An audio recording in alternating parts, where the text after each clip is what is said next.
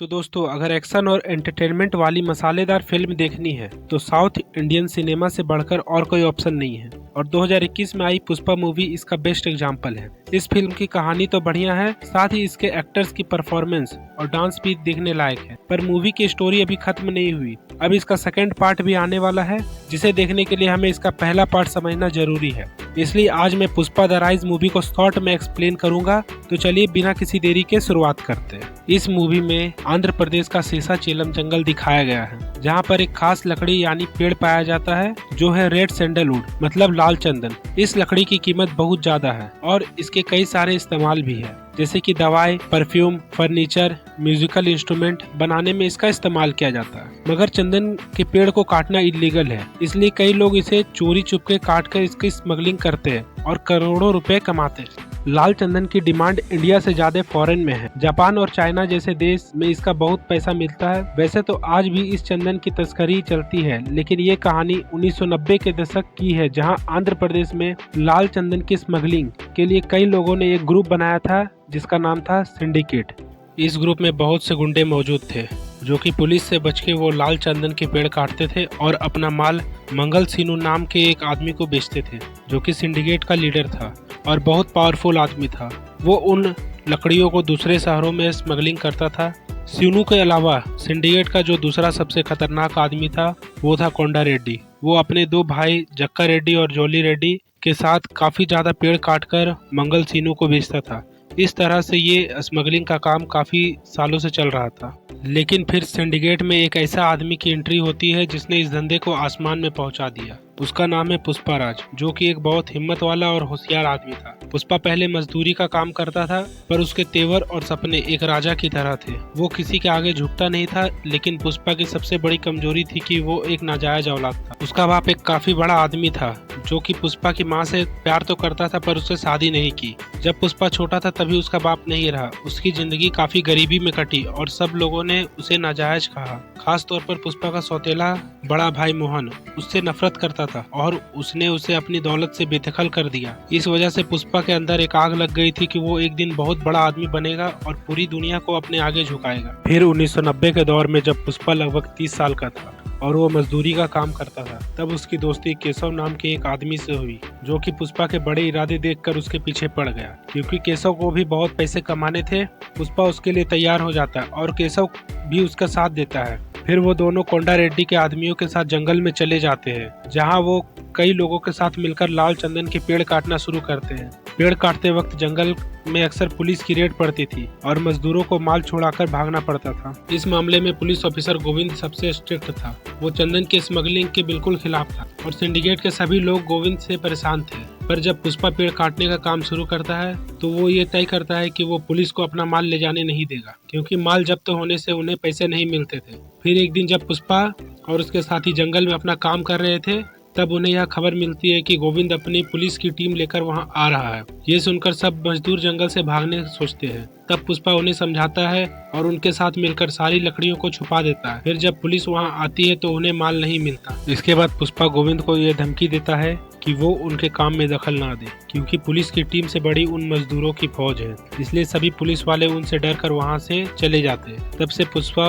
उन मजदूरों का लीडर बन जाता है और उनका काम बहुत तेजी से आगे बढ़ने लगता है। फिर कुछ दिनों बाद गोविंद उस जंगल में बहुत सारे पुलिस और मिलिट्री वालों को लेकर के आता है। तब सभी मजदूर वहाँ से भाग जाते हैं, लेकिन पुष्पा अभी भी वो माल नहीं छोड़ना चाहता था और वो लकड़ी के ट्रक को वहाँ से निकालकर एक बड़े से गड्ढे में छुपा देता है, जिससे पुलिस को माल नहीं मिलता और वो पुष्पा को पकड़कर बहुत टॉर्चर करते हैं। पर वो अपना मुंह नहीं खोलता। और दूसरी तरफ कोंडा रेड्डी और उसके भाइयों को ये पता चलता है कि उनके एक मजदूर ने सारा माल कहीं छुपा दिया है और वो पुलिस की कैद में है। तब जक्का रेड्डी और जोली रेड्डी पुलिस स्टेशन जाकर पुष्पा को छुड़ाते हैं और उससे पूछते हैं कि वो ट्रक कहाँ है। लेकिन पुष्पा ये बात बताने के लिए उनसे 5 लाख रुपए मांगता है, जो कि वो उसे दे देते हैं और अपना माल उस गड्ढे से निकाल लेते हैं। इसके अलावा अब जक्का रेड्डी यह समझ गया था कि पुष्पा कोई आम मजदूर नहीं बल्कि एक बहुत काम का आदमी है। इसलिए वो उसे अपने बड़े भाई कोंडा रेड्डी से मिलवाता है, जिसे पुष्पा बोलता है कि उसके पास ऐसे कई आइडिया है जिनसे वो अपना माल पुलिस से बचा के आसानी से जंगल से बाहर निकलवा सकता है। कोंडा और जक्का रेड्डी को यह आइडिया पसंद आ जाते हैं और वो पुष्पा को अपने साथ काम पर रख लेते हैं, लेकिन उसका छोटा भाई जॉली रेड्डी पुष्पा से बहुत चिढ़ता था। इसके बाद पुष्पा उस धंधे में आ जाता है और वो चंदन की लकड़ियों को मिल्क टैंकर, एम्बुलेंस, शादी की बारात और कई ऐसी जगहों पर छुपाकर जंगल से बाहर निकालना चालू करता है, जिससे वो पुलिस की पकड़ में नहीं आते। और इस सब की वजह से पुष्पा अब रेड्डी भाइयों का पार्टनर बन जाता है और उसकी गरीबी खत्म हो जाती है। इसी बीच पुष्पा को श्रीवल्ली नाम की एक लड़की से प्यार हो जाता है, जो कि रेड्डी गैंग के ही एक आदमी की बेटी थी। पुष्पा श्रीवल्ली से शादी करना चाहता था, इसीलिए वो उसके घर अपना रिश्ता भेजता है, जिसे वो लोग एक्सेप्ट कर लेते हैं। फिर श्रीवल्ली के घर में सगाई का कार्यक्रम होता है, जिसमें पुष्पा अपनी माँ और केशव के साथ जाता है। लेकिन सगाई करने से पहले ही पुष्पा का सौतेला भाई मोहन वहां आकर सबके सामने उसे नाजायज बोलता है, जिससे लड़की वाले ये रिश्ता तोड़ देते हैं। इसलिए पुष्पा गुस्से में मोहन को मारने लगता है। इस चक्कर में उसकी माँ घायल हो जाती है और वो सगाई नहीं हो पाती। फिर एक दिन पुलिस ऑफिसर गोविंद श्रीवल्ली के बाप और उसके एक साथी को चंदन के पेड़ के साथ पकड़ लेता है और वो उन दोनों को बोलता है कि अब उन्हें पुलिस का खबरी बनना होगा, नहीं तो वो उन्हें नहीं छोड़ेगा। इसलिए वो दोनों रेड्डी गैंग में रहकर वहाँ की पूरी जानकारी पुलिस को देने लगते। इसी बीच मंगल सीनू अपना बहुत सारा माल पुलिस से छुपाने के लिए उसे कोंडा रेड्डी के एक गोडाउन में रख देता है, जिसे संभालने की जिम्मेदारी पुष्पा को दी जाती है। वो माल अगर पकड़ा गया तो मंगल सीनू पुष्पा को मार डालता है। इसलिए इस मौके का फायदा उठाकर जॉली रेड्डी जानबूझकर पुष्पा को फंसाने का सोचता है। जॉली को लड़कियों के साथ अय्याशी करना बहुत पसंद, इसलिए जिस रात उस गोडाउन से माल निकाला जाने वाला था, तब जॉली वहां एक लड़की को लेकर पार्टी करना चालू कर देता है और वो माल वहां से नहीं निकालने देता। फिर अगले दिन जब पुष्पा वहां जाता है तो उसे सारा माल वहीं मिलता है, जिसे देखकर वो जॉली पे बहुत गुस्सा हो जाता है। ऊपर से अब श्रीवल्ली के बाप ने और उसके साथी ने पुलिस को यह बता दिया था कि वह माल कहां पर है, इसलिए गोविंद उस गोडाउन पर छापा मारने वाला था। ये खबर जैसे ही पुष्पा को मिलती है तो वो तुरंत सभी लकड़ियों को नदी में फेंक देता है और वो केशव को बहुत सारे पैसे देकर एक डैम वाले के पास भेजता है, क्योंकि वो सब लकड़ियां नदी में बहते हुए उसी डैम में पहुंचने वाली थी। डैम के बंद होते ही पूरा माल वहां जमा हो जाता है और पुलिस जब गोडाउन पे जाती है तो उन्हें कुछ नहीं मिलता। करोड़ों का चंदन पुलिस से बचाने के बाद पुष्पा की इज्जत बहुत बढ़ जाती है और मंगल सीनू उसे अपनी खास पार्टी में बुलाता है, जहां सिर्फ सिंडिकेट के मेंबर्स और पॉलिटिशियंस को बुलाया जाता था। उस पार्टी में पुष्पा किसी से यह सुनता है कि सीनू 1 टन का 25 लाख रुपए देता है,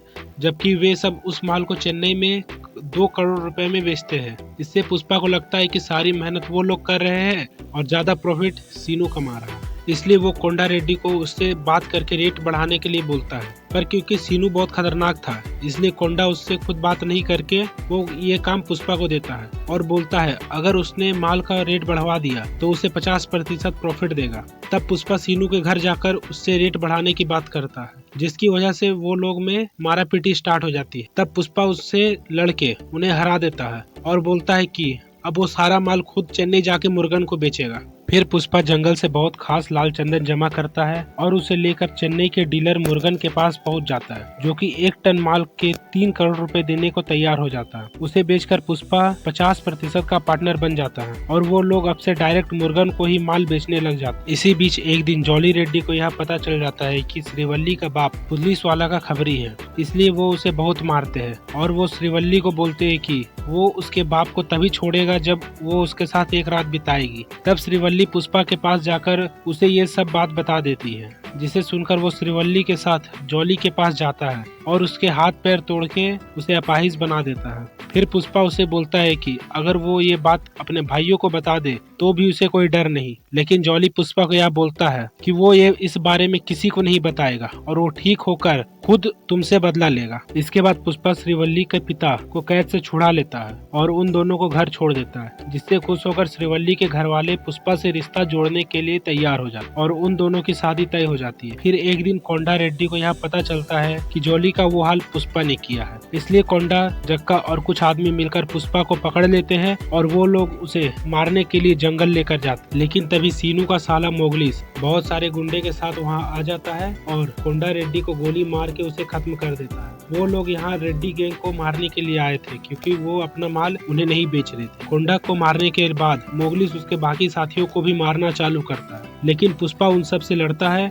और जक्का की जान बचाता है, क्योंकि वो अभी भी उसे अपना पार्टनर ही मान रहा था। फिर वह मोगलिस को मार देता है जिससे मंगल सीनू बहुत भड़क जाता है। इसके बाद कोंडा रेड्डी के फ्यूनरल में सीनू और सिंडिकेट के सभी मेंबर जमा होते हैं। वहाँ पर एक एमएलए भी आया हुआ होता है जो कि सिंडिकेट का लीडर था। वह उस मैटर को सॉल्व करना चाहता था। तब पुष्पा एमएलए और सभी लोगों को बताता है कि सीनू उन सबको धोखा दे रहा था और वो खुद ज्यादा पैसे कमा रहा था। ये सुनकर एमएलए पुष्पा को सिंडिकेट का नया लीडर बना देता है और ये सब अपना माल पुष्पा को बेचने लगते हैं। की वजह से पुष्पा बहुत ज्यादा अमीर और पावरफुल बन जाता है और अब उसकी शादी का टाइम भी करीब आ गया था। फिर अचानक पुलिस ऑफिसर गोविंद का दूसरे शहर में ट्रांसफर हो जाता है और उसकी जगह पर एक नया पुलिस ऑफिसर भंवर सिंह शेखावत, जो कि बहुत खतरनाक और घमंडी आदमी था। उसने पुष्पा के बारे में काफी सुना था। फिर एक दिन पुष्पा पहली बार शेखावत से मिलने जाता है और वो अपनी शादी का कार्ड भी और रिश्वत के बहुत सारे पैसे भी लेकर के वहाँ जाता है। लेकिन पुष्पा ने भंवर सिंह शेखावत को इज्जत नहीं दी, इसलिए शेखावत नाराज हो जाता है और वो पुष्पा को बहुत बुरा भला कहता है और उसे नाजायज कहता है। लेकिन पुष्पा चुपचाप वह सुन के शेखावत सर से इज्जत से बात करके वहाँ से लौट आता है। इसके बाद पुष्पा शेखावत का बहुत अच्छा दोस्त बन जाता है और उससे रिश्वत के अलावा काफी सारे तोहफे देता है, जिससे सब लोग हैरान हो गए थे कि पुष्पा किसी के आगे कैसे झुक सकता है। इस तरह से कुछ समय बीतता है और फिर पुष्पा की शादी का दिन आता है, जहाँ उस फंक्शन में बहुत सारे लोग आए हुए, लेकिन पुष्पा अब तक वहाँ पे नहीं पहुँचा था। पुष्पा शेखावत सर के साथ एक पहाड़ में शराब पी रहा था। इसके बाद पुष्पा बंदूक दिखाकर शेखावत सर के कपड़े उतरवा लेता है और वो खुद भी अपने कपड़े निकालता है। फिर पुष्पा उससे कहता है कि वो खुद के दम पर इतना बड़ा आदमी बना है और वो बिना कपड़ों के भी बहुत पावरफुल है, जबकि एक पुलिस वाले की औकात बिना वर्दी के नहीं होती है। आखिर में पुष्पा उसे कहता है कि वो उसे बिल्कुल रिश्वत नहीं देगा और वो ऐसे ही अपना माल सप्लाई करेगा। इसके बाद पुष्पा वहाँ से चला जाता है और श्रीवल्ली से शादी कर लेता है। दूसरी तरफ शेखावत अपने घर जाकर पुष्पा के दिए हुए सारे पैसों को आग लगा और उससे बदला लेने की कसम खाता है।